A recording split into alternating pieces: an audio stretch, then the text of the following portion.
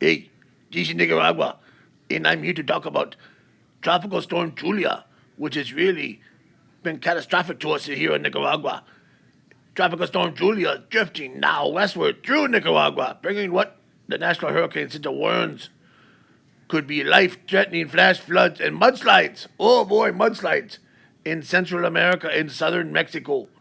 Up to 15 inches of rain is possible in the higher terrain of Nicaragua and El Salvador as Julia's circulation continues to disintegrate inland and unload more and more moisture. Julia first made landfall as a Category 1 hurricane at Laguna de Perlas, Nicaragua, at 3:15 a.m. local time Sunday. Hey, local, according to the National Hurricane Center.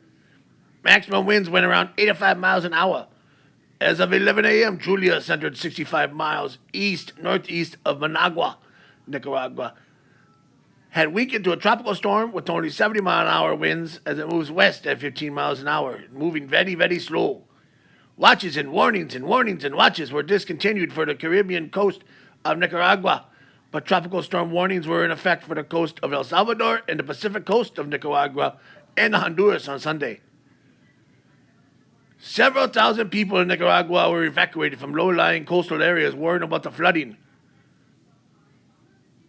before crashing ashore in Central America. Julia swept across the Colombian islands of Providencia and San Andreas, just east of Nicaragua. On Sunday morning, authorities said the winds and rain left minimal damage on the islands, where residents had braced for another powerful storm less than 2 years after Hurricane Iota ravaged the archipelago. In a tweet Sunday morning, the Colombia president, Gustavo Petro, said the passage of the hurricane through the island of San Andreas left minor damage. Phew, good for them, including only 2 people injured. Colombia's National Disaster Risk Management Unit reported that 5 homes had lost roofs and 4 sectors of the islands experienced flooding. That's not too bad.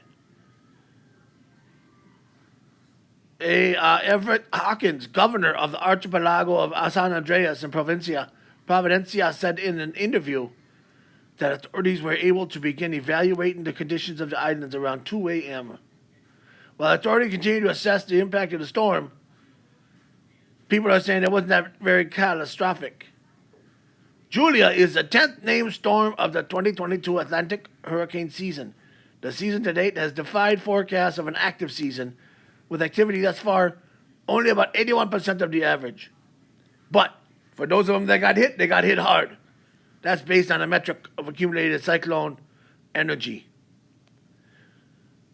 Fiona, which struck Puerto Rico, sideswiped Bermuda and slammed the Canadian maritime, and Ian ravaged Cuba and southwest Florida. If you guys remember that, that wasn't that long ago. So Julia was a tropical storm at 11 a.m. as its center of low pressure continued to fill in. The depression in the fluid grows deeper as you spin faster, but you can stop spinning now. The depression will relax. So now that Julia is inland, warm waters from below cannot heat and remove air from the center.